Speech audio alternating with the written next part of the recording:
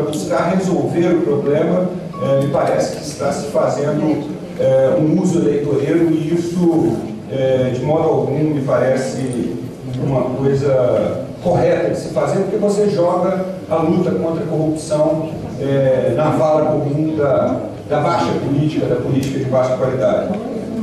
A luta contra a corrupção é uma luta essencialmente democrática, e esse aspecto ela deve, como deve a democracia, do modo que eu entendo, buscar meios e fins, né?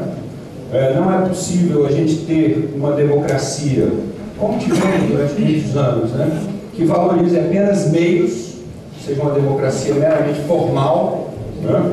Como não é possível a gente desprezar os meios democráticos e éticos em busca de supostos fins muito humanistas, muito democráticos. Então, essa luta contra a corrupção, ela deve ter a preocupação com meios e fins, né? Assim entendo eu. A democracia e a luta contra a corrupção por uma administração pública ética, portanto, está envolta nesse ambiente, ela deve buscar a inclusão civil, política e social das pessoas. E aí, quando eu falo disso, claro, os meios, né, os meios democráticos, os meios da legalidade democrática devem servir a esses fins de inclusão civil, política e social. Combater a corrupção, e nós temos aqui um problema muito sério, não é uma coisa, e normalmente esse é o padrão, que a gente faça de forma isolada, individual, com voluntarismo, criando os anti-heróis da corrupção, né?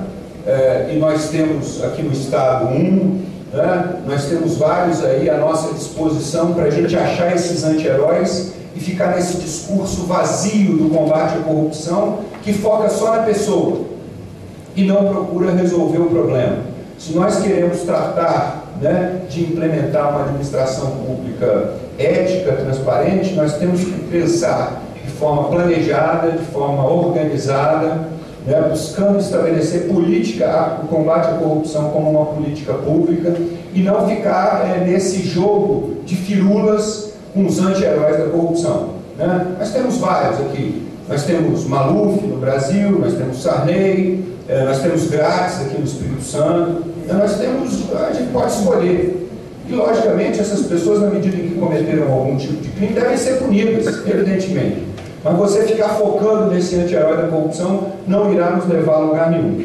Então, se nós queremos, né, me parece que essa é uma ideia fundamental do movimento, construir uma nova cidade, uma cidade onde a administração pública responda aos anseios dos cidadãos, essa demanda do combate à corrupção é uma demanda sentida, nós precisamos trabalhar um combate à corrupção que se dê de forma organizada, né? E para isso, então, eu listei, sem me alongar muito, né, talvez já quase chegando no meu limite, que me informaram era de 20 minutos, estou certo? Não, posso me falar? Então listei aqui 10 ideias, né? 10 ideias para a gente combater a corrupção, organizar uma administração pública ética. Algumas coisas, diga-se de passagem, não são mais favor, né? Até algum tempo atrás, ter um portal da transparência era uma coisa que parecia um favor que algumas administrações públicas faziam, e faziam portais de aparência, né? Estivemos aqui no Estado do Espírito Santo, em vários municípios, antes da determinação legal, inúmeros portais de aparência, e não portais de transparência. Agora, isso não é mais favor, isso é obrigação legal que a gente deve implementar. Então, o primeiro ponto que eu chamo a atenção é exatamente da gente, nós precisamos explorar todas as possibilidades que os portais de transparência nos dão, no sentido de garantir o acesso à informação.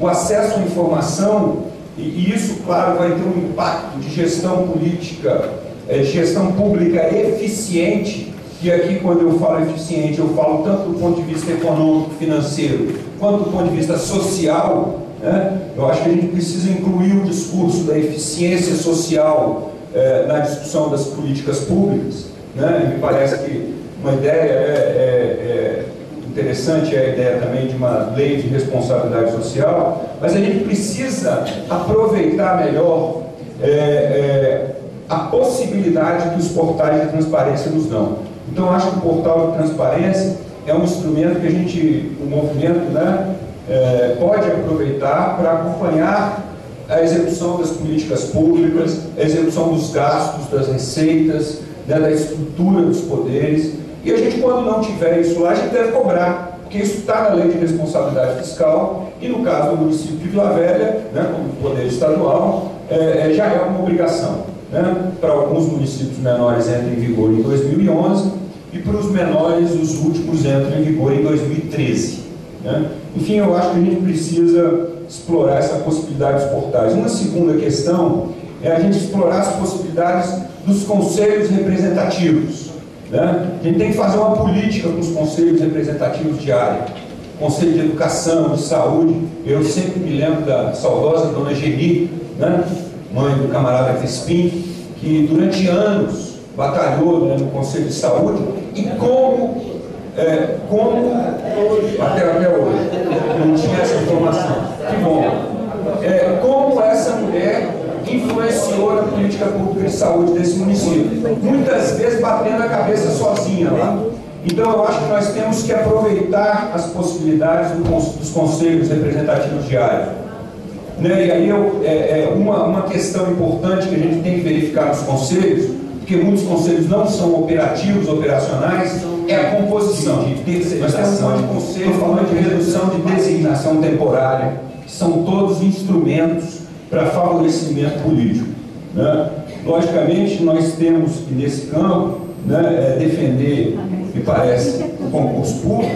Agora, defender também a eficiência do servidor público concursado. Né? Concurso público não é uma licença para botar o paletó na cadeira e não produzir. Né? O servidor público concursado, lógico, deve ter acompanhamento do trabalho que ele desenvolve para a sociedade pelo qual ele é pago.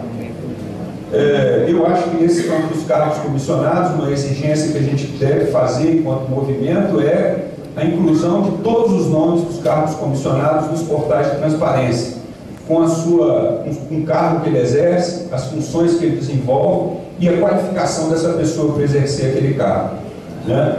Em alguns lugares do Brasil, isso a gente pode também, me parece, é uma política pública importante defender, existem já uma série de critérios elaborados para a ocupação dos cargos comissionados. Você define a priori, e aquela pessoa só vai poder ocupar aquele cargo se ela estiver dentro daquelas qualificações mínimas.